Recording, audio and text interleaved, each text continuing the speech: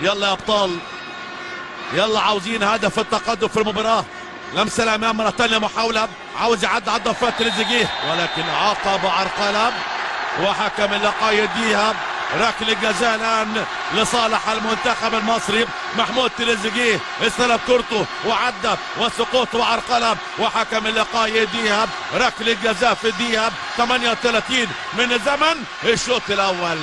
ركله جزاء لصالح منتخب مصر، الركله لمنتخب مصر. وحكم المباراة السيد توم ابونجيل حكم اللقاء اليوم. هذه العادة، هذه العادة، هذه الاستلام وهذه المهارة وهذه السقوط والعرقلة. على طول عرقلة موجودة من سليمان حامد، وعلى طول حكم اللقاء يديها ركلة جزاء لصالح المنتخب المصري مع لحظات أخيرة متبقية خلاص من عمر الشوط الأول. منتخب مصر قدر يترجم كل الكلات كأس العالم برصيد 17 هدف. نجم النجوم، نجم النجوم محمد صلاح، ربنا معاك، ربنا يكرمك، ربنا يوفقك. والتصويب والهدف جوا الجول، جوا الجول. الهدف الاول لمنتخب مصر من ضربة جزاء، تصويبة حلوة بالقدم اليسرى بقدم الايقونة نجم النجوم الكبير محمد صلاح. حطها روعة علشان يدخل الفرحة والسعادة على الملايين من عشاق ومحبي المنتخب المصري. محمد صلاح لعيب كبير وهداف قدير والكل في العالم بيعمل له حساب كبير. هذا محمد صلاح والتصويبة الجميلة بالقدم اليسرى على شمال الحارس نوري عشان منتخب مصر بقدم الايقونة المصرية المتألقة في الملاعب الافريقية والاوروبية والعالمية. يفرحنا كمان وكمان، يسعدنا كمان وكمان، ويسجل هدف التقدم يا سادة في الدقيقة 40 من زمن الشوط الاول. هدف التقدم مستحق لان احنا الافضل طوال المباراة طوال الشوط. منتخب مصر المهم والاهم هو التقدم بهدف واحد مقابل لا شيء. الضغط والعطاء حلوه، منطقه خطوره، فيصل بلمسه، السنده، هوبا التصويب والهدف على طول.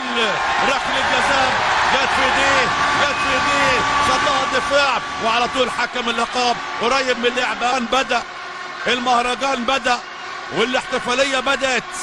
الاحتفاليه بدات الان بهدف سجلناه، وان شاء الله هدف ثاني هنجيبه باذن الله.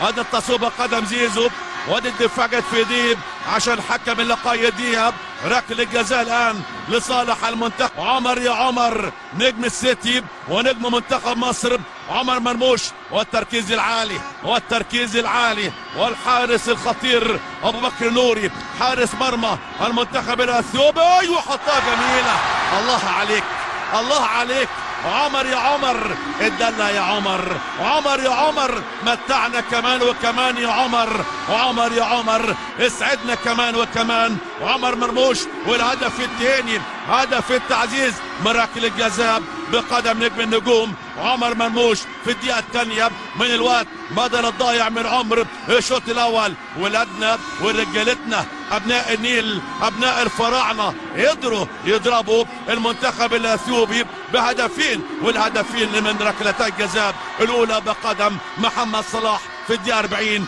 والثانية بقدم عمر مرموش في الدقيقة الثانية من الوقت بدل الضايع من عمر الشوط الأول عشان منتخب مصر يسجل ويتقدم الآن بهدفين مقابل لا شيء.